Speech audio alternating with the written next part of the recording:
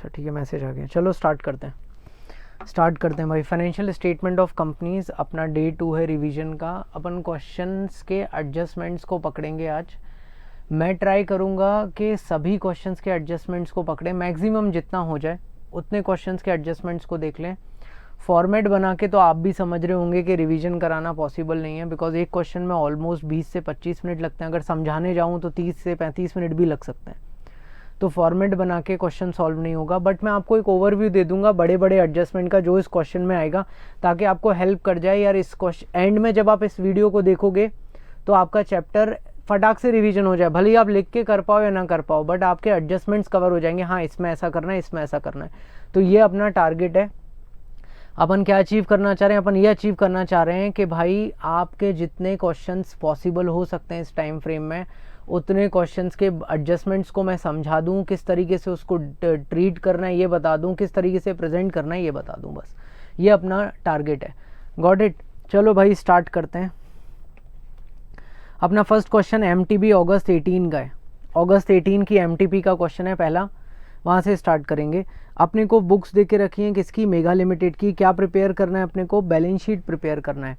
ठीक है, देख लेते हैं एक बार। इक्विटी शेयर कैपिटल दे के रखा है, कॉल्स इन अरियर्स दे के रखा है 5000, लैंड इन बिल्डिंग दे के रखा है, प्लांट एंड मशीनरी है, फर्नीचर है, जनरल रिजर्व है, लोन दे के रखा है फाइनेंशियल कॉरपोरेशन से, इन्वेंट्री दे के रखी है, रॉ मटेरियल भी, फिनिश गुड्स भी, प्रोविजन फॉर टैक्सेशन दे के रखा है, ट्रेड रिसीवेबल्स है, शॉर्ट टर्म एडवांसेस है, पीएनएल अकाउंट का बैलेंस दिया है, कैश इन हैंड है, कैश एट बैंक है, अनसिक्योर्ड लोन्स हैं, ट्रेड पेबल्स हैं, ऑन लोन्स एंड एडवांसेस हैं रिलेटेड पार्टी से।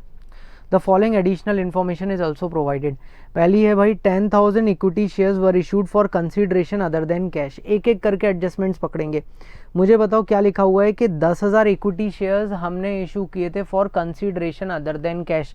याद हो कल की क्लास तो मैंने आपको बताया हुआ है कि आपको किन चीज़ों का डिस्क्लोजर 5 साल तक देना पड़ता है। बताओ, अगर शेयर इशू हुए हैं अदर देन कैश, याद आ रहा है? दूसरा क्या था बताओ? बायबैक।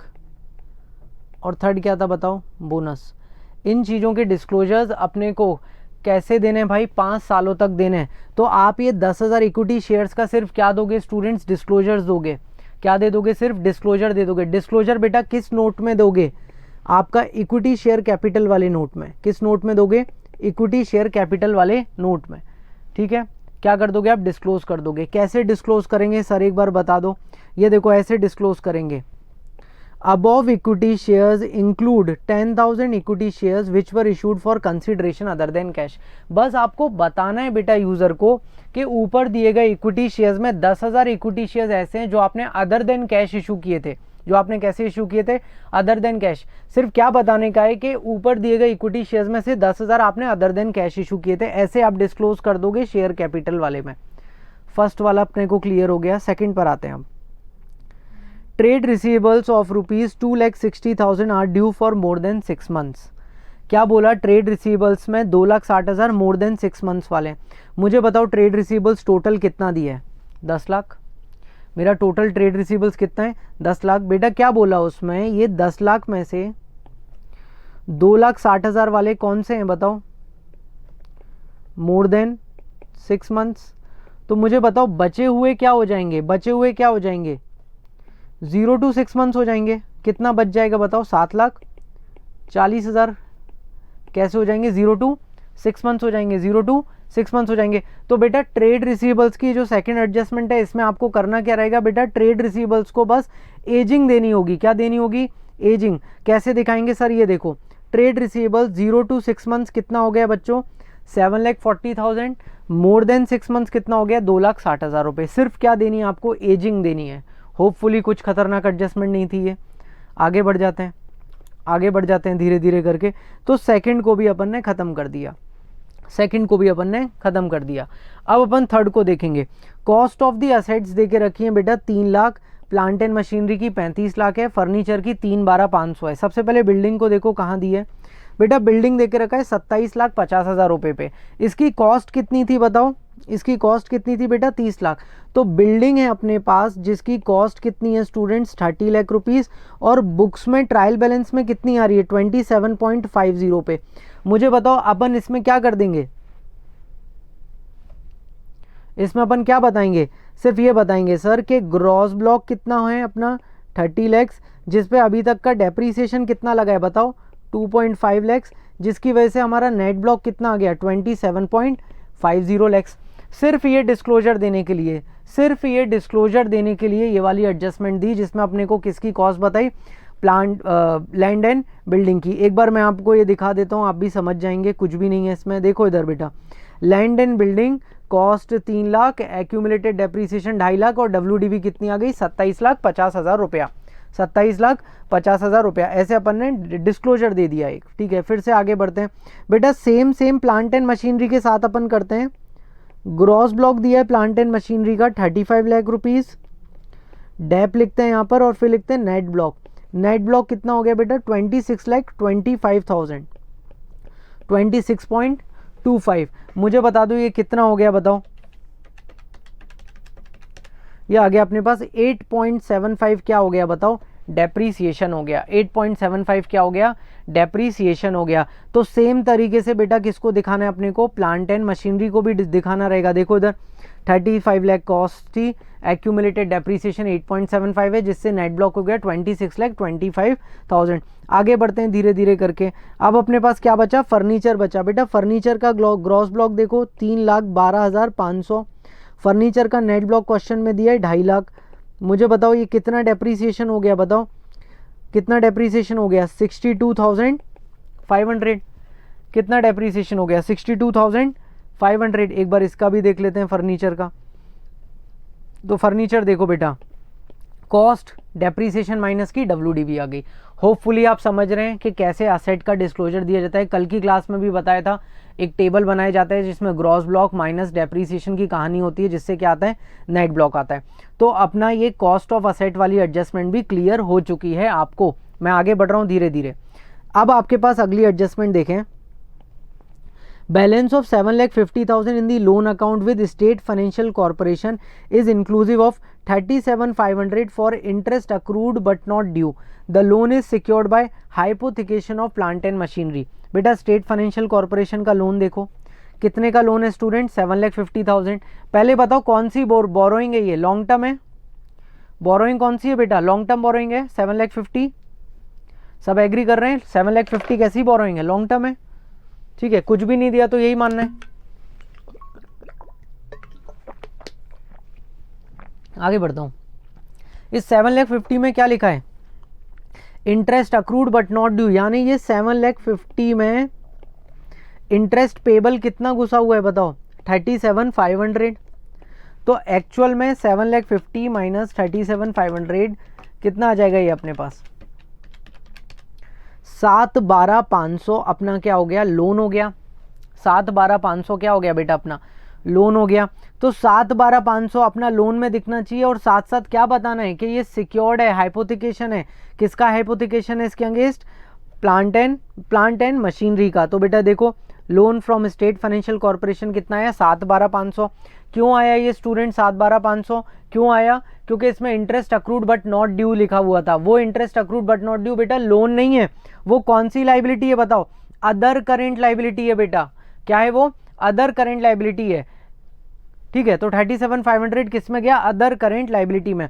स्पेसिफिकली जो भी क्वेश्चन में लोन, बैंक, किसी भी चीज से रिलेटेड इंफॉर्मेशन दी होती है उसको आपको ब्रैकेट में डिस्क्लोज कर देना है। जैसे ये सिक्योर्ड है बाय हाइपोथिकेशन ऑफ प्लांट, ये सिक्योर्ड है बाय हाइपोथिकेशन ऑफ प्लांट। मुझे बताओ स्टेट फाइनेंशियल कॉर्पोरेशन की एडजस्टमेंट क्लियर। आगे बढ़ जाऊं मैं, आगे बढ़ जाऊं बेटा। अगली एडजस्टमेंट देखो, balance at bank which includes 10,000 with omega bank limited which is not a scheduled bank. बेटा बैंक का बैलेंस कितना है 12,35,000। 12,35 में से देखते जाना भाई, 12,35,000 में से 10,000 किसके साथ है बैलेंस बताओ, ओमेगा के साथ। और ओमेगा कैसी बैंक है, देखो students, not a scheduled bank, scheduled bank नहीं है, तो नॉट अ शेड्यूल। तो बेटा क्या मैं ये अजम्पशन कर सकता हूं कि बचा हुआ बैलेंस 12,25,000 एक शेड्यूल्ड बैंक के साथ बैलेंस होगा, किसके साथ होगा, शेड्यूल्ड बैंक के साथ। तो बेटा बैंक में हमेशा ध्यान रखना आपको एक एक्स्ट्रा डिस्क्लोजर देना पड़ता है जिसमें बताना पड़ता है कि बैंक में शेड्यूल्ड बैंक से कितना बैलेंस है और नॉन शेड्यूल्ड बैंक से कितना बैलेंस है। यहाँ बेटा अपन इस 1235 को अलग करके दिखा रहे होंगे बैंक में करंट असेट्स में, देखते जाना भाई। ये रहा cash at bank, scheduled bank के साथ 1225 है और नॉन शेड्यूल्ड बैंक जो कि ओमेगा है वो कितना है, 10,000 है। वो कितना है भाई, 10,000 है। होपफुली किसी को कोई इशू नहीं है, किसी को कोई इशू तो नहीं है, यहाँ तक सही है, किसी को कोई दिक्कत, कोई परेशानी। सारी एडजस्टमेंट्स हो गई, बैंक वाली भी हो गई। अब देखो आखिरी लाइन के लिए, transfer of ₹20,000 to general reserve is proposed by board of directors. बेटा क्वेश्चन बोले जनरल रिजर्व में 20,000 ट्रांसफर करना है, कर देना, कर देना। उसके लिए किसी का अप्रूवल लेने की जरूरत नहीं होती। बोर्ड ऑफ डायरेक्टर्स बोल रहे हैं जनरल रिजर्व में ट्रांसफर करना है, कहां से ट्रांसफर होगा, पीएनएल से जनरल रिजर्व में। कितना, 20,000 रुपया। बेटा दोनों ही फ्री रिजर्व्स हैं, कोई इशू नहीं है। तो पीएनएल से जनरल रिजर्व में 20,000 ट्रांसफर करना है, आप कर देंगे। पीएनएल को कितने से कम कर देंगे स्टूडेंट्स बताओ, 20 से। और देखो पीएनएल को कितने से कम किया, 20 से। और जनरल रिजर्व में कितना ऐड कर दिया, 20,000 ऐड कर दिया। जनरल रिजर्व में कितना ऐड कर दिया, 20,000 ऐड कर दिया। तो अगर आपको ट्रांसफर बोला जाए कि जनरल रिजर्व में फलाना अमाउंट ट्रांसफर करना है तो कर देना, कोई भी इशू नहीं है, कोई भी इशू नहीं है इस ट्रांसफर में। यहाँ तक क्लियर है। तो सारे एडजस्टमेंट्स तो क्लियर हो गए। इन एडजस्टमेंट्स में किसी को कुछ प्रॉब्लम है?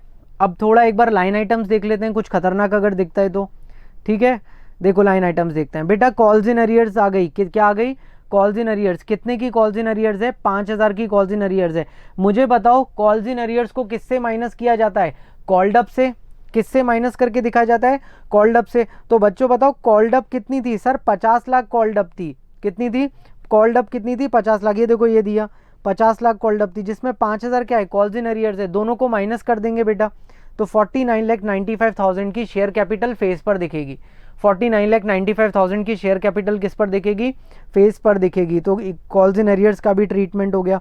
और कुछ खतरनाक आपको दिख रहा है क्या, और कुछ खतरनाक? बेटा unsecured loan, sir question silent है, क्या माने, लॉन्ग टर्म या short term? Unsecured loan sir question silent है, क्या माने, लॉन्ग टर्म या शॉर्ट टर्म? Long term. बेटा ये लॉन्ग टर्म बोरोइंग में आएगा। 6,05,000 किस में आएगा, लॉन्ग टर्म बोरोइंग में आएगा। और थोड़ा छान लो बेटा, और कुछ दिख रहा है? Sir loans and advances from related party. Sir मैंने लोन लेके रखा है रिलेटेड पार्टी से, लॉन्ग टर्म या शॉर्ट टर्म? रिलेटेड पार्टी से मैंने लोन लेके रखा है, क्या मानेंगे इसको, शॉर्ट टर्म मानेंगे। क्या मानेंगे, शॉर्ट टर्म मानेंगे। क्या मानेंगे इसको, शॉर्ट टर्म। बेटा और कुछ भी नहीं है इस क्वेश्चन में ऐसा बताने लायक। होपफुली आप फॉर्मेट से बाकी क्वेश्चन को हैंडल कर सकते हैं। और आप ये भी समझ रहे होंगे कि ड्यू टू टाइम लिमिटेशन मैं पूरा क्वेश्चन लिख के नहीं करा सकता, फिर एक क्वेश्चन होगा। बट ऐसे धीरे धीरे करके ना, जब ये यूट्यूब पे जाएगा तो आप इसको एक बार देखोगे, आपके दिमाग में एडजस्टमेंट पूरे बैठ जाएंगे। हाँ हाँ ऐसा ऐसा हो रहा था। आगे बढ़ते हैं। क्वेश्चन एक पहला हो गया अपना, MTP का लिया। आगे बढ़ते हैं। देखो भाई ये क्लास में सब करवा चुके हैं अपन। यहाँ पर आते हैं, illustration number 5 study mat, ICI study mat का क्वेश्चन है, इलस्ट्रेशन नंबर 5। एक बार रीड करेंगे अच्छे से, देन आगे बढ़ते हैं। From the following particulars furnished bye pioneer limited, balance sheet prepare करना है और नोट्स वगैरह भी देने हैं। इक्विटी दे दिया बेटा, कॉल्स इन एरियर्स दिया, लैंड। सर ये देखा दिखाया सा क्वेश्चन क्यों लग रहा है? सर ये सेम ही क्वेश्चन है क्या? हाँ बेटा ये सेम ही है क्वेश्चन, इसमें कुछ भी नया दिख रहा है क्या? नहीं दिख रहा। सर ये वाला भी हो गया एडजस्टमेंट, ये भी अभी किया सर, ये भी अभी किया, ये भी अभी किया, ये भी अभी किया। बेटा सिर्फ कौन सा एडजस्टमेंट नया है, 6th। तो ये 6th वाले एडजस्टमेंट को बताओ ये क्या है। द कंपनी हैड कॉन्ट्रैक्ट है कंपनी के पास for erection of machinery at 1,50,000 which is incomplete. मैंने बोला था जो आपके लॉन्ग टर्म कॉन्ट्रैक्ट्स होते हैं वो कैसी लाइबिलिटी होते हैं बताओ, कौन सी लाइबिलिटी होते हैं, कंटिंजेंट लाइबिलिटी। तो बेटा इस क्वेश्चन में सिर्फ इरेक्शन ऑफ मशीनरी 1.5 लाख वाले को आप कंटिंजेंट लाइबिलिटी में डिस्क्लोज कर देंगे, बाकी सब पूरा का पूरा क्वेश्चन सेम है। तो आप इस 1,50,000 को कहाँ शो कर देंगे, कंटिंजेंट लाइबिलिटी में। मैं आपको दिखा दूं किस तरीके से शो किया है कंटिंजेंट में। Estimated amount of contract remaining to executed not provided for 1,50,000, ये क्या है अपना, कंटिंजेंट लाइबिलिटी है। क्या है आपकी, कंटिंजेंट लाइबिलिटी। किसी को कुछ दिक्कत पायोनियर वाले में बताओ, पायोनियर वाले क्वेश्चन में किसी को कुछ इशू? आगे बढ़ते हैं अपन बेटा, रिंग लिमिटेड पर आ रहे हैं। किस पर आ रहे हैं, ring limited. Practice question number 9 बहुत ही अच्छा क्वेश्चन था, ring limited practice question number 9। इसको हैंडल करते हैं। Ring limited was registered with nominal capital of 10 lakh divided into 100 each. बेटा नॉमिनल कैपिटल दी है, इसका मतलब क्या क्या है ये बताओ, क्या गिवन है ये? नॉमिनल कैपिटल दी हुई है, very good. Authorised share capital क्या दी हुई है, ये authorised share capital. Contingent liability लिख सकते हैं वरुण, बुक जैसा लिखने की जरूरत नहीं है। आगे बढ़ते हैं बेटा, यहाँ पर ट्रायल बैलेंस दे के रखा हुआ है, बिल्डिंग दे के रखा है, मशीनरी, ओ क्लोजिंग स्टॉक दे दिया, क्या दे दिया, क्लोजिंग स्टॉक दे दिया ट्रायल बैलेंस में। धूड़ो धूड़ो धूड़ो, ओपनिंग स्टॉक दिया है क्या ट्रायल बैलेंस में, क्या ओपनिंग स्टॉक है ट्रायल बैलेंस में, नहीं है, ओपनिंग स्टॉक नहीं है, but closing stock trial balance में दे दिया है। आगे बढ़ते हैं, लूज टूल्स दे दिए बेटा, परचेज दे दी अपने को, सैलरी दे दी है, डायरेक्टर फीस है, रेंट है, डेप्रीसिएशन है, बेड डेट्स है, इन्वेस्टमेंट है, इंटरेस्ट अक्रूड एंड इन्वेस्टमेंट है, सेल्स है, आउटस्टैंडिंग एक्सपेंस है, प्रोविजन है, इक्विटी दी है, जनरल रिजर्व दिया है, पीएनएल का बैलेंस दिया है, क्रेडिटर्स दिए हैं, प्रोविजन फॉर डेप्रीसिएशन दे के रखा हुआ है, डिबेंचर इंटरेस्ट है, एडवांस टैक्स है, सन्ड्री एक्सपेंस है, डेटर्स है, बैंक है, 14% डिबेंचर्स है, इंटरेस्ट ऑन डिबेंचर्स है, इंटरेस्ट ऑन इन्वेस्टमेंट है, अनक्लेम डिविडेंड देख रखा है।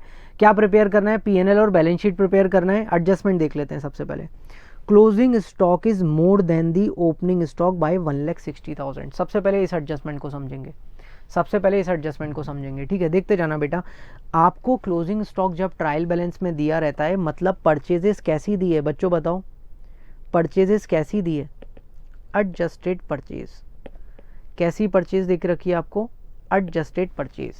कैसी परचेज दिख रखी है, एडजस्टेड परचेज। बेटा आप 11th में ही पढ़ के आ रहे हैं, ये एडजस्टेड परचेज का फॉर्मूला क्या होता है, एडजस्टेड परचेज का फॉर्मूला क्या है बताएं, बताओ एडजस्टेड परचेज का फॉर्मूला क्या है। Sir actual purchase plus opening minus closing, है ना। एडजस्टेड परचेज, एक्चुअल जो परचेज है प्लस ओपनिंग माइनस क्लोजिंग, यही अपने पास फॉर्मूला है एडजस्टेड परचेज का। सही है बात, ध्यान से समझ रहे हो बात को मैं क्या बोल रहा हूँ। क्वेश्चन में जब क्लोजिंग स्टॉक ट्रायल बैलेंस में बेटा नहीं आता, अगर किसी ने लिख दिया है तो रीजन बीइंग क्योंकि एक एंट्री पास हो गई है। बेटा कौन सी एंट्री पास हो गई, ये entry, closing stock account debited to purchases account. ये एंट्री क्यों पास की गई है, मैचिंग कॉन्सेप्ट की वजह से, इसलिए क्लोजिंग स्टॉक का बैलेंस ट्रायल बैलेंस में आ रहा है। मतलब परचेजेस से ऑलरेडी क्लोजिंग स्टॉक माइनस हो चुका है, इसका मतलब होता है परचेजेस से ऑलरेडी क्लोजिंग स्टॉक माइनस हो चुका है। तो एडजस्टेड परचेज का फॉर्मूला सही है कि परचेज से क्लोजिंग स्टॉक माइनस हो चुका है, मतलब purchase minus closing stock. Trial balance में ओपनिंग स्टॉक भी नहीं आ रहा, मतलब वो किस में एडेड है, ऑलरेडी परचेजेस में एडेड है। किस में एडेड है, परचेजेस में। अब यहां पर देखना बेटा क्या बोला, closing stock is more than opening stock by 1,60,000। बेटा क्लोजिंग स्टॉक कितना दिया है, तो क्लोजिंग स्टॉक दिया है 1,80,000। क्या बोला जा रहा है, ये जो क्लोजिंग स्टॉक है ओपनिंग स्टॉक से 1,60,000 रुपए ज्यादा है। मतलब मैं बोल सकता हूं कि closing stock is equal to opening stock plus 1,60,000। सही है। अगर मैं इस इक्वेशन से ओपनिंग स्टॉक को निकालूं बच्चों, कितना आ जाएगा, 20,000 आ जाएगा सर। कितना आ जाएगा ओपनिंग स्टॉक, 20,000। सर अब मेरे पास पूरा मिर्च मसाला है जिससे मैं परचेजेस को कैलकुलेट कर सकता हूं। मेरे पास सारी इंफॉर्मेशन अवेलेबल है जिससे मैं परचेजेस को क्या कर सकता हूं, कैलकुलेट कर सकता हूं। तो अपन देखते हैं एडजस्टेड परचेज। बेटा क्वेश्चन में देके रखिए 4,20,000 रुपया। बेटा परचेजेस अपन फाइंड करना चाहते थे, ओपनिंग अभी आपने निकाला 20,000 है, क्लोजिंग स्टॉक आपका कितना है, 1,80,000 क्लोजिंग स्टॉक है।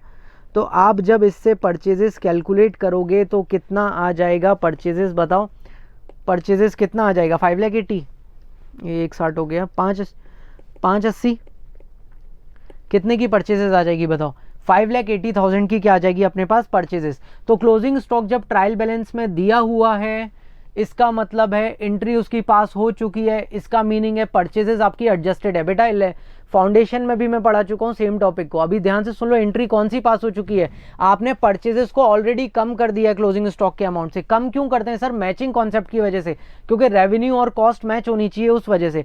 तो एडजस्टेड परचेज का फॉर्मूला क्या रहा सर, ये देखो अच्छे तरीके से लिखा है, opening stock plus purchase minus closing stock, ये एडजस्टेड परचेज का फॉर्मूला रहा। बेटा अपन ने ओपनिंग निकाला, एडजस्टेड परचेज ट्रायल बैलेंस में गिवन थी, मैंने इससे परचेजेस निकाल दी 5,80,000 रुपया। किसी को कुछ प्रॉब्लम बताओ, किसी को कुछ दिक्कत है यहाँ तक, नहीं ना। अब एक एक करके समझेंगे बेटा। बताओ मुझे कि मैं परचेजेस को कहाँ लेकर जाऊँ, मैं परचेजेस को कहाँ लेकर जाऊँ सर, पीएनएल अकाउंट में फेस पर 5,80, पीएनएल अकाउंट में फेस पर 5,80। सही है बात, क्योंकि स्टॉक इन ट्रेड ही मानेंगे बेटा। कुछ इन्फॉर्मेशन दी है क्या मैन्युफैक्चरिंग की, जब मैन्युफैक्चरिंग की कोई इन्फॉर्मेशन नहीं दी तो उसको स्टॉक इन ट्रेड की परचेज मानेंगे। तो डायरेक्ट फेस पर कितनी रख दी मैंने, 5,80,000 रख दी। चेंजेस इन इन्वेंट्री क्या होता है बेटा, opening stock minus closing stock. Student opening stock अभी आपने निकाला 20,000, क्लोजिंग स्टॉक 1,80,000 है, ये कितने का आ गया चेंज इन इन्वेंट्री, माइनस 1,60,000, तो ये अपन ने पटक दी। मुझे बताओ एडजस्टमेंट हर तरीके से क्लियर है, बैलेंस शीट में क्लोजिंग स्टॉक आ जाएगा 180 का असेट साइड, वो तो कोई इशू नहीं है। मुझे बताओ एडजस्टमेंट पूरी तरीके से क्लियर है, एडजस्टमेंट पूरी तरीके से क्लियर है, किसी को कोई इशू तो नहीं। अभी दिमाग में बैठ रहा है ना कि हाँ अगर इधर दी है तो भाई ये फॉर्मूला यूज़ करने का है अपने को। फॉर्मूला क्यों है भाई, क्योंकि अगर ट्रायल बैलेंस पे दिया मतलब एंट्री पास हो गई। एंट्री पास कौन सी, परचेजेस को कम करने वाली एंट्री ऑलरेडी पास है। आगे बढ़ते हैं। प्रोवाइड डाउटफुल डेट के लिए प्रोविजन देना है 4% का। ऑलरेडी प्रोविजन है क्या, सबसे पहले ये देखा करो, क्या ऑलरेडी प्रोविजन है? यस सर ऑलरेडी प्रोविजन है। कितना प्रोविजन है बच्चों, 6,000 रुपये का। क्या कोई बेड डेट्स दी है? यस सर बेड डेट्स देके रखिए 12,000। बेटा फाउंडेशन याद आ रहा है? क्या डेटर कितना है, डेटर कहाँ दिया है सर, ये रहा डेटर 2.5 लाख का। अगर आपको bed debts already trial balance में गिवन है, इसका मतलब क्या होता है स्टूडेंट्स, इसका मतलब क्या होता है, अगर bad debts already trial balance से गिवन है इसका मतलब है एंट्री ऑलरेडी पास्ड।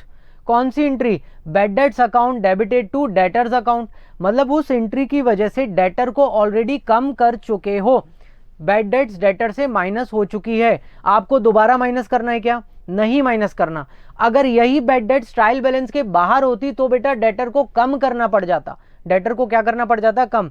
बट क्योंकि bed debts already trial balance में दी है मतलब एंट्री ऑलरेडी पास्ड, अब आपको डेटर्स को कम करने की जरूरत नहीं है। अब आपको सोचना क्या है कि इस बेड डेट्स को कहां लेकर जाएं। तो बेड डेट्स कितनी है, 12,000। बेटा फर्स्ट कहां ढूंढते हो, क्या कोई गुल्लक बनाई थी इससे related? Yes already provision exist करता है, कितने का, 6,000 रुपए का। तो कितनी बेड डेट्स प्रोविजन से एडजस्ट हो सकती है, 6,000 एडजस्ट हो सकती है सर। बची हुई 6,000 कहां चले जाएगी, बैलेंस 6,000 बेड डेट्स कहां चले जाएगी सर, पीएनएल में चले जाएगी। किधर चले जाएगी, पीएनएल में। यहां तक क्लियर है?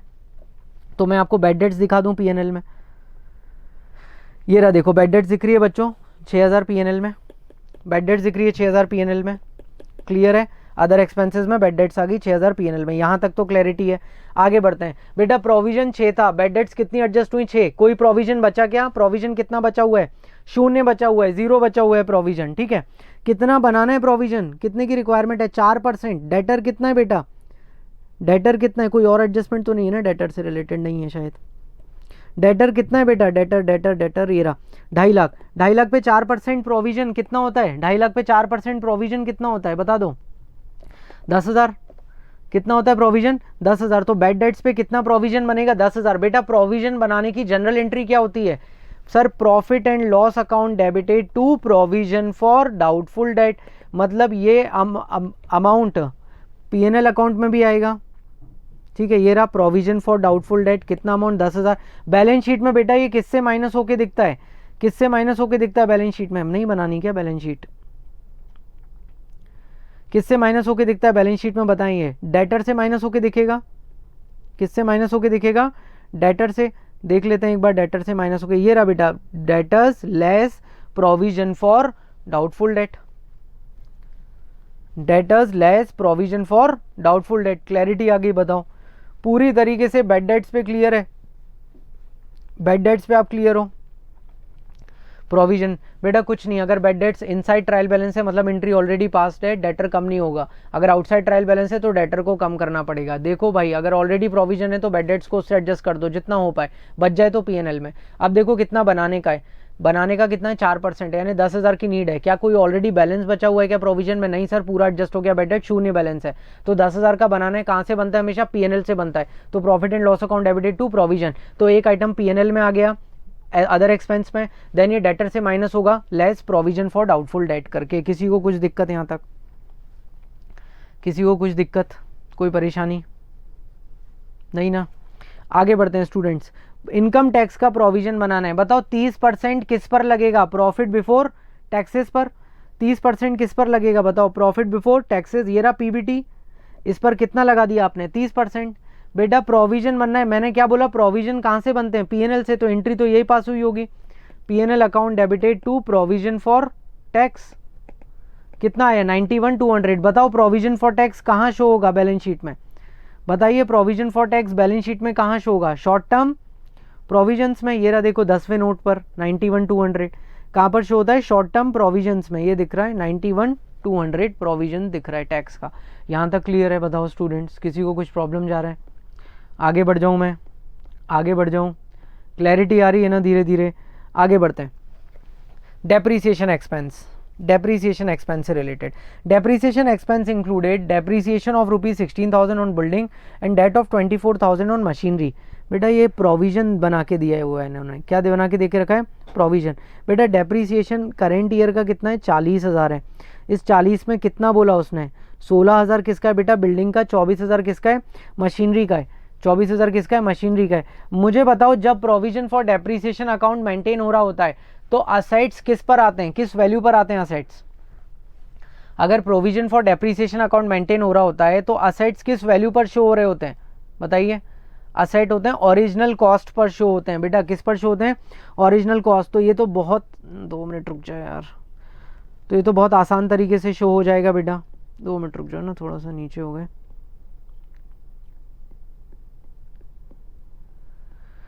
ठीक है, कैसे शो हो जाएगा सर? ये रहा, cost less provision for depreciation, और ये नेट वैल्यू ये हो गई। Cost less provision for depreciation और नेट वैल्यू अपने पास 480 हो गई। तो ये बहुत आसान एडजस्टमेंट थी, बहुत आसान एडजस्टमेंट थी। क्लियर है यहाँ तक? आगे बढ़ते जाऊँ मैं स्टूडेंट, आगे बढ़ते जाऊँ। ये वाली एडजस्टमेंट भी हो गई। Next, directors declared a dividend on 2 अप्रैल 25%। बेटा डिविडेंड के कब डेट पर डिक्लेयर हुआ है? 2 अप्रैल पे। मतलब प्रीवियस ईयर में क्या हुआ होगा बेटा? प्रपोज। क्या हुआ होगा? प्रपोज। और प्रपोज डिविडेंड को अपन क्या मानते हैं? Contingent liability. तो 25% डिविडेंड बेटा क्या है? मेरी कंटिंजेंट लाइबिलिटी है। तो 25% निकाल दो बेटा, इक्विटी का कितना डिविडेंड आ जाएगा? 4 लाख का कितना परसेंट बताओ? 25%। 25% क्या शो करना पड़ेगा आपको? As contingent liability. कैसा आ जाएगा भाई? As contingent liability. देख लेते हैं नोट नंबर 17, क्लैरिटी आ जाएगी कि भाई कैसे कंटिंजेंट लाइबिलिटी शो हो रही है। ये रहा देखो बेटा, 4 लाख का 25%, प्रपोज डिविडेंड कितना हो गया? 1 लाख। ये आपकी क्या है? कंटिंजेंट लाइबिलिटी है। क्या है ये आपकी? Contingent liability. आगे बढ़ते हैं, एक जनरल रिजर्व से रिलेटेड भी पॉइंट देके रखा हुआ है। आगे बढ़ते हैं, एक जनरल रिजर्व से रिलेटेड भी पॉइंट देके रखा हुआ है। क्या पॉइंट है? देखें, जनरल रिजर्व से रिलेटेड बोला है कि ट्रांसफर करो जनरल रिजर्व में 10%। तो बेटा कहाँ से ट्रांसफर करोगे आप? पीएनएल से ट्रांसफर कर दोगे। जनरल रिजर्व में कितना परसेंटेज बताएं? 10%। तो पीएनएल से जनरल रिजर्व में ट्रांसफर हो जाएगा। कितना ट्रांसफर हो जाएगा बेटा? 10%। ईजी, कोई दिक्कत तो नहीं। कैसे ट्रांसफर होगा एक बार नोट में दिखा देता हूं मैं आपको, नोट देख लो। देखो, पीएनएल से माइनस किया अपन ने, ट्रांसफर टू जनरल रिजर्व कितना परसेंटेज? 10%। और किस में ट्रांसफर कर दिया भाई? पीएनएल में ट्रांसफर कर दिया। यहाँ तक क्लैरिटी है? यहाँ पर एक इशू था कि सर पूरे बैलेंस को ट्रांसफर करना है या फिर ड्यूरिंग द ईयर के प्रॉफिट को ही ट्रांसफर करना है। बेटा आईसीआई ने ड्यूरिंग द ईयर के प्रॉफिट पर ही 10% लगाया है, तो आप पेपर में भी ड्यूरिंग द ईयर के प्रॉफिट पर ही 10% लगाकर आना। ठीक है, ड्यूरिंग द ईयर के प्रॉफिट पर ही 10% लगाकर आना। क्लियर? कोई इशू? कोई इशू यहाँ तक? आगे बढ़ जाते हैं। ठीक है, bill discounted but not yet matured. बेटा bill discounted not yet matured है क्या? कौन सी लाइबिलिटी है? Contingent liability. सिर्फ इसको कहाँ डिस्क्लोज कर देंगे? फुट नोट्स में डिस्क्लोज कर देंगे। किस में डिस्क्लोज कर देंगे? फुट नोट्स में। किसी को कोई इशू है इस क्वेश्चन में? बताइए, एक बार देख लें और कुछ है इस क्वेश्चन में खतरनाक? देख लें एक बार, और कुछ दिख रहा हो तो। बिल्डिंग हो गया बेटा। ये लूज टूल्स बताओ, इफ अगर सेटिस्फाई करेंगे डेफिनेशन ऑफ किसकी बताओ? पीपीई की, तो क्या बोल देते हैं इनको? पीपीई। अगर नहीं सेटिस्फाई करते तो क्या बोलते हैं बताओ?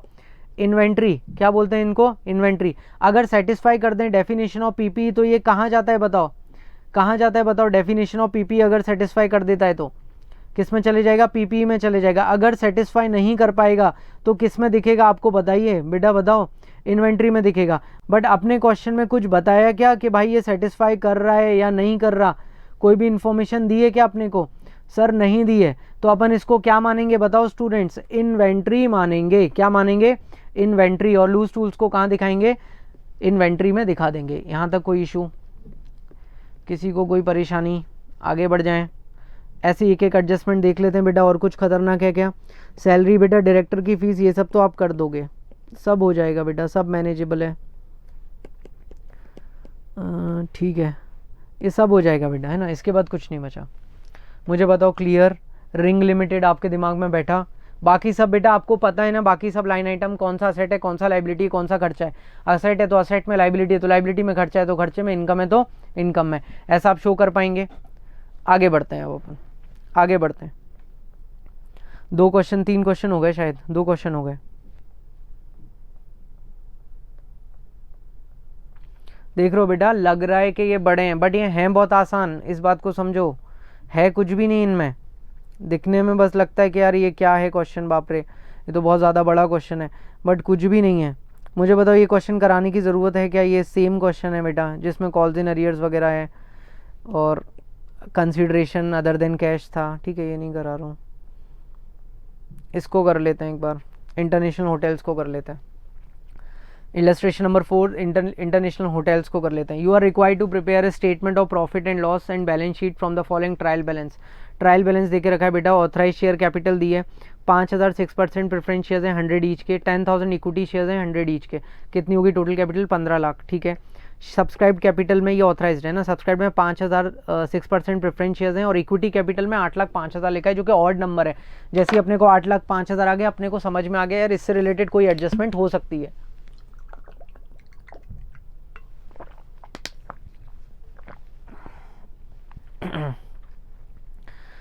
परचेज देके रखी है वाइन, सिगरेट, सिगार्स की।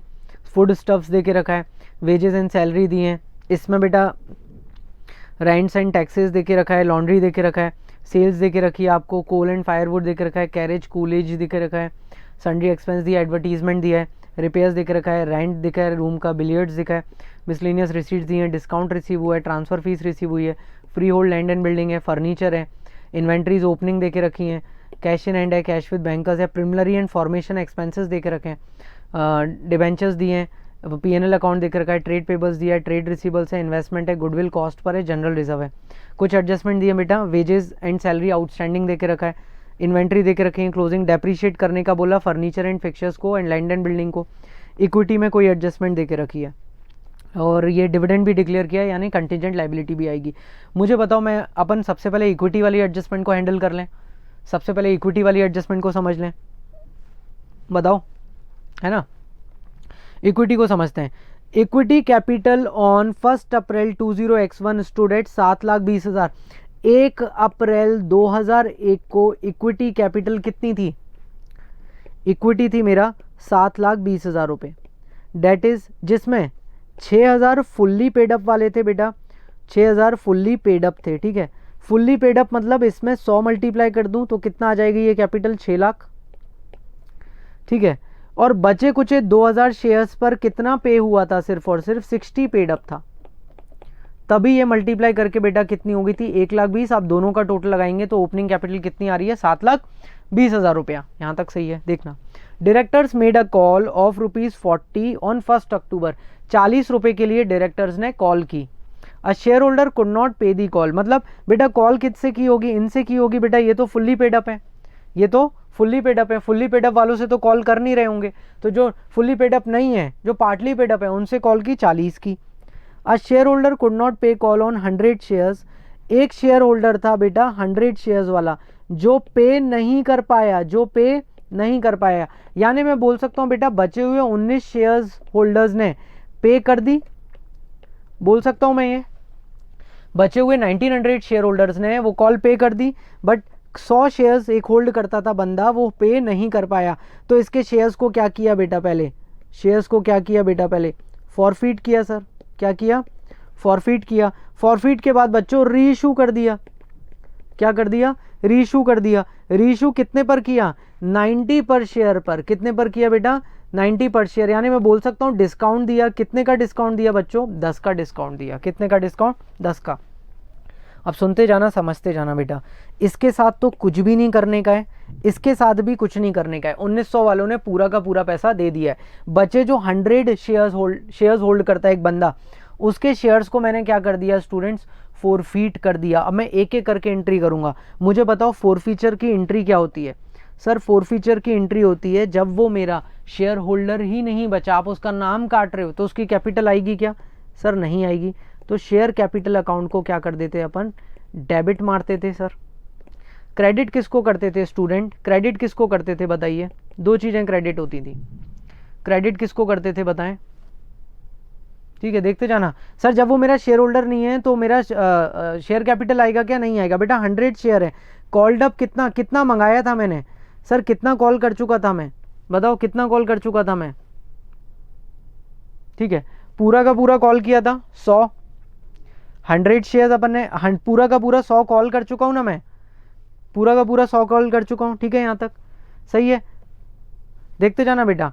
और इसने कितना पैसा मुझे दे दिया था, कितना अमाउंट दे चुका है बेटा? ये 60 दे चुका है।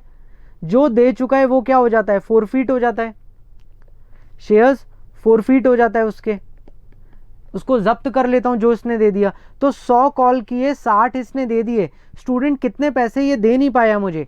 कितने पैसे ये दे नहीं पाया मुझे? 40 नहीं दे पाया था। कितने नहीं दे पाया था बताओ? 40 नहीं दे पाया था। इस 40 को मैं किस में ले जाता हूं बताओ? कॉल्स इन अरियर्स में, क्योंकि मैंने स्टार्टिंग में भी बुक क्या किया होगा? Calls in arrears. सही है ना बात? जब इसने पैसे दिए नहीं होंगे तो सबसे पहले कॉल्स इन अरियर्स आया होगा। अब हमने कॉल्स इन अरियर्स असेट को हटा दिया क्योंकि इससे पैसे मिलेंगे नहीं। तो समझने वाली बात क्या है इस एंट्री में? मैं आपको नहीं लेके जा रहा फाउंडेशन में, ना मैं स्टेप बाय स्टेप एंट्री करा रहा हूं बेटा। जैसी कॉल की पैसा नहीं मिले, पहले वो कॉल्स इन अरियर्स में ट्रांसफर हुआ होगा एज एन असेट। अब जब फोरफिट हो गया तो भाई वो असेट की अब वैल्यू नहीं है, वो पैसा नहीं मिलेगा, तो अपन ने असेट को भी हटा दिया। तो इसकी कैपिटल कॉल्ड अप से डेबिट हुई और फोरफिटेड में कितना चला गया? 60। इंपॉर्टेंट बात यह है कि फोरफिटेड में कितना गया? कितना गया? 60। तो शेयर्स फोरफिटेड में बेटा कितना पैसा पड़ा हुआ होगा इसका?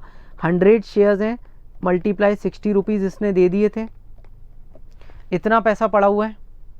सही है, 6000 रुपए शेयर्स फोरफिटेड में पड़ा हुआ है। अब मैंने क्या किया? इसके शेयर्स को रीइशू कर दिया। बेटा रीइशू कैसे करते हैं? बैंक अकाउंट डेबिट हो जाता है, 100 शेयर्स हैं बेटा, है ना। और ये बैंक अकाउंट डेबिट करके क्रेडिट किसको करते हैं अपन? शेयर कैपिटल अकाउंट को। किसको क्रेडिट करते हैं बताओ? शेयर कैपिटल अकाउंट को। अब बैंक को मैं क्रेडिट कर रहा था, बट पैसे कितने मिले मुझे बताओ? 90। 10 रुपए का क्या है? डिस्काउंट है। ये जो डिस्काउंट दिया जाता है स्टूडेंट, ये किससे दिया जाता है? फोरफिटेड शेयर से।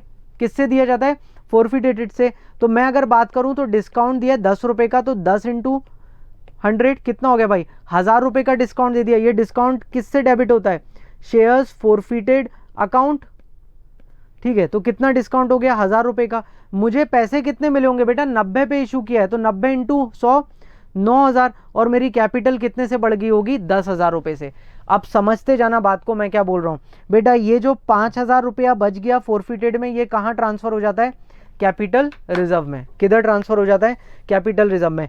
इंपॉर्टेंट बात यह है कि इतना दिमाग चलाने की जरूरत ही नहीं है जितना अपन ने बुद्धि लगा दी क्वेश्चन में। इतनी जरूरत ही नहीं है इतनी एंट्रीज की, क्योंकि उलझोगे। उलझना नहीं है, ऑलरेडी क्वेश्चन बड़ा है। तो सर कैसे करना है क्वेश्चन? ये देखा करो कि क्या क्वेश्चन पूरे एंड स्टेज तक पहुंच गया, क्या फोरफीचर वाला जो चालू हुआ वो एंड स्टेज तक पहुंच गया? बेटा एंड स्टेज री इशू है। जैसे ही री इशू हो जाएगा तो मान लेना सब कुछ फुल्ली पेड अप हो गया। सब कुछ क्या हो गया? फुल्ली पेड अप हो गया। जैसे ही शेयर्स री इशू हो गए तो सब कुछ क्या हो जाता है students? Fully paid up. Proof करें बेटा। यहां पर 1900 फुल्ली पेड अप हो गया था। अब देखो यहां पर आ गई 10,000। 1000 शेयर्स थे इंटू 100, 10,000 शेयर कैपिटल आ गई, है ना। 10 और एक 1900 इंटू 100 कर देंगे, है ना। यहां पर हो जाएगा 2 लाख, और ये 6 लाख अपने पास ऑलरेडी था। शेयर कैपिटल कितनी आ गई? 8 लाख, जो कि फुल्ली पेड अप ही है, क्योंकि नंबर ऑफ शेयर्स तो 8000 ही हैं। तुम बात समझ रहे हो? तो अगर शेयर रीइशू की स्टेज तक पहुंच जाता है तो अपने आप ही share capital fully paid up हो जाती है। यह आपको मान लेना है, ठीक है, क्वेश्चन में। तो बेटा इक्विटी कितनी देके रखी है? 8 लाख 5, बट इक्विटी आनी कितनी चाहिए बेटा? 8 लाख। ये जो बैलेंसिंग फिगर है 5000 रुपए का, ये अपने आप ही किस में ट्रांसफर कर देना आप? कैपिटल रिजर्व में, बिना चिंता करे। आपका पूरा का पूरा टाइम बच जाएगा। बेटा कैसे करना है इस क्वेश्चन को टाइम बचाने के लिए? बेटा नंबर ऑफ शेयर्स देखना 6 2। अच्छा ठीक है, पार्टली पेड अप था, ओ मंगाए, फोरफिट हो गए, रीइशू हो गए, मतलब सब कुछ फुल्ली पेड अप है। तो 6000 प्लस 2000, नंबर ऑफ शेयर्स कितने हो गए? 8000। इसको फुल्ली पेड अप बना दो 100। इतनी कैपिटल होनी चाहिए मेरी 8 लाख। मेरी कैपिटल कितनी आ रही है? 8 लाख 5। ये जो एक्स्ट्रा आ रहा है 5000 रुपए, ये मेरा कैपिटल रिजर्व है। यही इनसे मिस्टेक हुई है बस। तो 5000 को किधर ट्रांसफर कर देना? कैपिटल रिजर्व में। किसी को कुछ दिक्कत है यहां तक? डायरेक्टली करना बच्चों। ये जो एडजस्टमेंट अपन समझ रहे हैं ना कि कॉल्स इन अरियर, ये सब, इसका एक नंबर नहीं मिलेगा। डायरेक्टली 5000 कहां ट्रांसफर कर देना? कैपिटल रिजर्व में। कुछ भी नहीं बताना वर्किंग नोट में, कुछ भी नहीं बताना वर्किंग नोट में, ठीक है। आगे बढ़ते हैं, नहीं दिखाना, पूरा टाइम वेस्ट है बेटा। कैपिटल रिजर्व में बस कैलकुलेट करके बताना। देखो कैपिटल रिजर्व कैसे कैलकुलेट करोगे, 8,05,000 माइनस 8 लाख, ऐसे कैलकुलेट करके बता देना 5,000 डायरेक्टली कैपिटल रिजर्व में, और कोई भी समय बर्बाद करने की ज़रूरत नहीं है। क्लियर है, आगे बढ़ते हैं। शेयर कैपिटल वाला हो गया एडजस्टमेंट, ठीक है। एक और एडजस्टमेंट देखते हैं बेटा। डायरेक्टर्स ने डिविडेंड डिक्लेयर किया है बेटा 2 अप्रैल पे, 2 अप्रैल पे डिक्लेयर है, मतलब प्रीवियस ईयर में, यानी जो करंट ईयर है मेरा, उसमें क्या कहलाएगा वो, प्रपोज्ड। बेटा प्रपोज्ड डिविडेंड कहाँ आता है, कंटिंजेंट लाइबिलिटी में। एक एक एडजस्टमेंट करते जाते हैं। वेजेस एंड सैलरी आउटस्टैंडिंग देके रखा है बेटा 1280, आउटस्टैंडिंग आप ट्रायल बैलेंस के बाहर दिया है, तो बताओ ये वेजेस एंड सैलरी में क्या हो जाएगा स्टूडेंट, ऐड हो जाएगा। क्या हो जाएगा, वेजेस एंड सैलरी में ऐड हो जाएगा, और बैलेंस शीट में कहाँ जाएगा, अदर करेंट लाइबिलिटीज में चले जाएगा। किस में चले जाएगा, अदर करेंट लाइबिलिटीज। ये बेटा फाउंडेशन लेवल की एडजस्टमेंट थी। क्लियर है यहाँ तक, कोई दिक्कत, कोई परेशानी? अब एक और बात सुनना बेटा, मुझे बताओ रेस्टोरेंट जो होता है, जो अपने होटल्स वगैरह होते हैं, वो लोग, उन लोगों के लिए वाइन सिगरेट सिगर्स है क्या, बताओ ये क्या है, ये क्या है बताएं। क्या ये रॉ मटेरियल है, क्या ये रॉ मटेरियल है?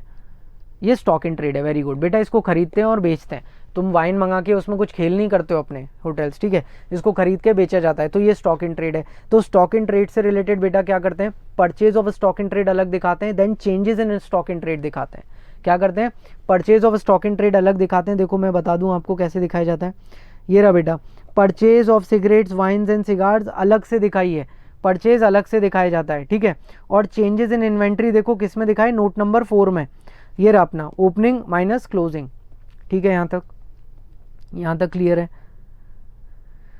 अब मुझे बताओ फूड स्टफ्स जो होते हैं, सब्जी वगैरह हो गई और भी खाने के सामान जो होते हैं, मुझे बताइए ये क्या होते हैं, ये क्या होते हैं एक होटल के लिए? बेटा रॉ मटेरियल होते हैं। यही रीज़न है बेटा, फूड स्टफ से रिलेटेड आप क्या कैलकुलेट करना, cost of raw material consumed. कैसे निकलता है, opening plus purchase minus closing. तो cost of raw material consumed का वर्किंग नोट देखो, नोट नंबर 3। ये रहा ओपनिंग इन्वेंट्री फूड स्टफ की, परचेज लिखना और क्लोजिंग लिख देना, कॉस्ट ऑफ मटेरियल कंज्यूम्ड। ये भी चीज़ क्लियर हुई। होटल इंडस्ट्री के लिए बेटा फूड स्टफ क्या है, अपना रॉ मटेरियल है, उससे अपन खाना बनाते हैं। बट वाइन सिगरेट सिगार्स क्या अपना फिनिश स्टॉक इन ट्रेड है। क्लियर है यहाँ तक? आगे बढ़ जाते हैं। और कुछ दिख रहा है क्या इस क्वेश्चन में खतरनाक? अपन ने मैक्सिमम तो हैंडल कर ही लिया जो इक्विटी का था, ठीक है, बाकी सब कर लोगे। बाकी एक ये अपना प्रिलिमिनरी एक्सपेंस, क्या कभी असेट होता है? क्या कभी प्रिलिमिनरी एक्सपेंस असेट होता है स्टूडेंट्स? नहीं होता। इसको कहाँ भेज देंगे बेटा, एक्सपेंसेस में भेजेंगे। इसको कहाँ भेजेंगे, एक्सपेंसेस में भेजेंगे। क्लैरिटी है यहाँ तक? बेटा याद रखना, डिबेंचर्स के साथ अगर परसेंटेज लिखा हुआ दिख जाए तो हिडन एडजस्टमेंट ज़रूर चेक कर लेना कि कहीं कोई हिडन एडजस्टमेंट तो नहीं है इंटरेस्ट की, कहीं कोई हिडन एडजस्टमेंट तो नहीं है, ठीक है ना। तो जैसे ये 6% दिखा है तो इस पर देख लेना भाई, चेक कर लेना हिडन एडजस्टमेंट तो नहीं है क्या? एक बार देखें, 6% ऑफ 2 लाख कितना होता है बताओ, 12,000। क्या इंटरेस्ट ऑन डिबेंचर्स कहीं भी दे के रखा हुआ है?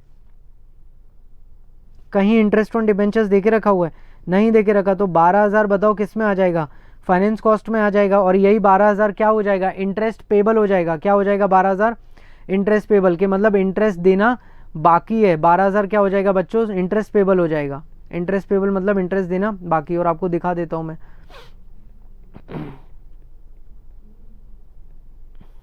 ये रहा आपका आउटस्टैंडिंग डिबेंचर इंटरेस्ट कितना हो गया, 12,000। तो बेटा अगर परसेंटेज डिबेंचर्स पे दिख जाए तो आप ज़रूर एक बार देख लेना, ठीक है। अब एक बच्चे को डाउट आ रहा है सर रेवेन्यू फ्रॉम ऑपरेशंस क्या क्या है? बेटा ध्यान रखना, ये देखो कि होटल के बिजनेस में क्या क्या रेवेन्यू हो सकता है।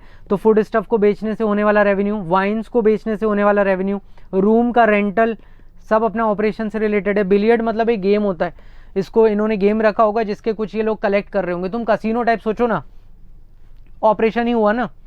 कई सारे होटल्स में कसिनो टाइप भी तो होता है, तो कुछ गेम वगैरह होता होगा जिससे कुछ इनकम मिली है। तो ये सब क्या है, रेवेन्यू फ्रॉम ऑपरेशंस ही है। ये क्वेश्चन क्लियर है भाई होटल वाला? अब क्लियर है ये क्वेश्चन? बताओ क्लैरिटी है? चलो भाई आगे बढ़ते हैं। ओमेगा लिमिटेड का क्वेश्चन करते हैं। इलस्ट्रेशन नंबर 2 बुक का क्वेश्चन है। फिगर्स किस में दिए हैं इसमें, थाउजेंड्स में दिए हैं। क्या क्या देख रखा है, लैंडेड कॉस्ट देख रखा है, plant and machinery cost per दिए, ट्रेड रिसीवर्स दिया, इन्वेंट्री दी है, बैंक दिया, एडजस्टेड परचेज देके रखा है बेटा। इन्वेंट्री क्लोजिंग दे के रखा है। अब तो नहीं घबराते ऐसी एडजस्टमेंट से, अब ऐसी एडजस्टमेंट से घबराते तो नहीं हो। Adjusted purchase is equal to क्या था बताओ, याद करो। Adjusted purchase is equal to opening inventory plus purchase minus closing inventory. यहाँ पर ओपनिंग के बारे में कोई इन्फॉर्मेशन नहीं दी, बट क्लोजिंग दी है 86, एडजस्टेड परचेज 320 है, तो आपका कितना आ जाएगा परचेजेस 406 आ जाएगा। कितना आ जाएगा 406। अब तो ये क्लियर है, आगे बढ़ते हैं।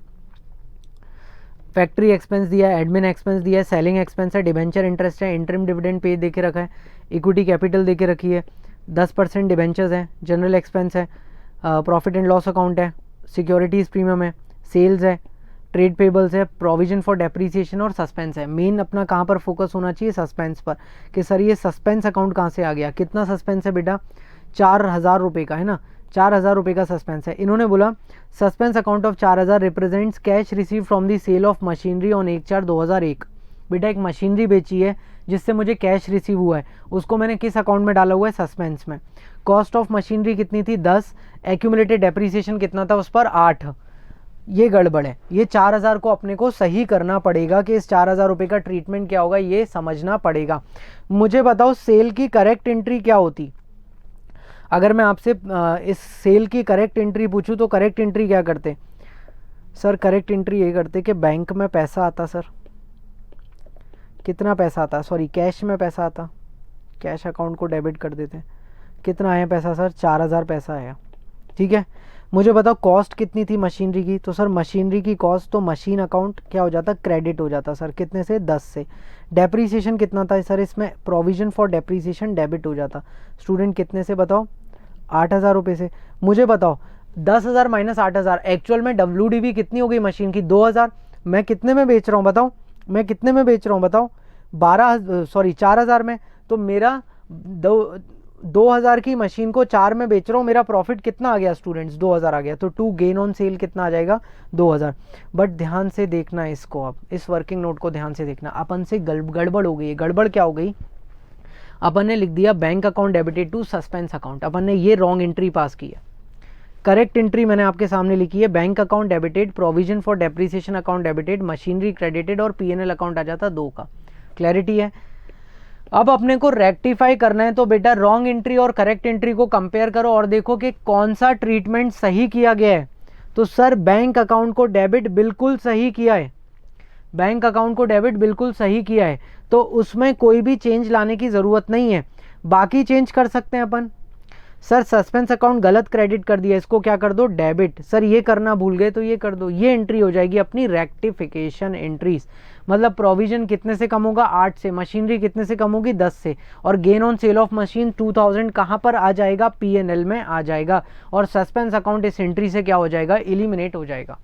किसी को कुछ प्रॉब्लम, सस्पेंस अकाउंट क्या हो जाएगा, एलिमिनेट हो जाएगा। किसी को कुछ दिक्कत है बताएं, क्लियर है बताओ। ये एडजस्टमेंट आप कर लेंगे। कुछ बचा है इस क्वेश्चन में, बता दो भाई, कुछ बचा है क्या,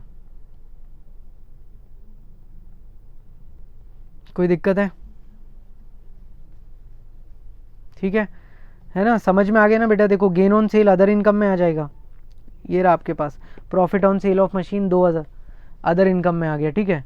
बाकी आपने एडजस्टमेंट क्या कर दिया बेटा, ये ध्यान से समझ लेना। प्रोविजन कम हुआ है, ठीक है, प्रोविजन क्या हुआ है, कम, और मशीन भी कम हुई है। एक और नई चीज़ इसमें देके रखी है, इंटरिम डिविडेंड पेड। बेटा ये कहाँ पर दिखाते हैं अपन इंटरिम डिविडेंड पेमेंट, डिविडेंड वगैरह की पेमेंट कहाँ पर दिखाते हैं अपन, बताएं। रिजर्व में दिखाते हैं। सर रिजर्व में कहाँ दिखाते हैं, PNL अकाउंट से माइनस करके दिखाएंगे कि इंटरिम डिविडेंड पे किया। किससे माइनस करके दिखाएंगे, PNL अकाउंट से माइनस करके दिखाएंगे। क्या दिखाएंगे कि भाई इंटरिम डिविडेंड अपन ने पे कर दिया। ये वाली चीज़ क्लियर है ना भाई आपको। प्रोविजन वाली चीज़, प्रोविजन वाली चीज़ देखो, एक्यूमुलेटेड डेब्ट से कितना माइनस करने को बोला मैंने, 8 माइनस किया। कॉस्ट से कितना माइनस करने को बोला मैंने, 10 माइनस किया। क्लियर है ना, क्योंकि आप अगर रेक्टिफिकेशन एंट्री करके देखोगे ना तो आपका काम बहुत आसान हो जाएगा। मैंने क्या बोला, सबसे पहले प्रोविजन को कम करना है 8 से। ये देखो -8 दिख रहा है प्रोविजन में। असेट की कॉस्ट को कितने से कम करना है, 10 से कम कर दिया। और गेन कहाँ दिखाना है, 2000 PNL में दिखाना है, अदर इनकम में। कहाँ पर गेन आ जाएगा, अदर इनकम में आ जाएगा। यहाँ तक क्लैरिटी है बताओ, यहाँ तक क्लैरिटी है। किसी को कोई इशू, किसी को कोई परेशानी, ठीक है, ठीक है भाई। ओवर कर रहा हूँ मैं आज, ख़त्म करते हैं। यहाँ तक क्लियर है बेटा। मैक्सिमम एडजस्टमेंट्स ऐसे ही हैं क्वेश्चन में, कुछ भी नया नहीं आने वाला, बिकॉज सस्पेंस वाज लास्ट। ठीक है, सस्पेंस आपका लास्ट था। ठीक है, थैंक यू वेरी मच। अच्छे से पढ़ाई करो। कोई भी डाउट जा रहा है भाई, मेरे पास एक भी डाउट नहीं आ रहा है, तो मेरा चैप्टर पढ़ रहे हो ना या नहीं पढ़ रहे हो? ठीक है, हैप्पी दिवाली इन एडवांस यार, हैप्पी दिवाली, हैप्पी दिवाली। ठीक है, इसी तरह के इन्फॉर्मेटिव वीडियोस देखने के लिए हमारे चैनल को सब्सक्राइब करें और लेटेस्ट वीडियोस को सबसे पहले देखने के लिए बेल आइकॉन को हिट करें। साथ ही लाइक और शेयर करना ना भूलें। APT educating India.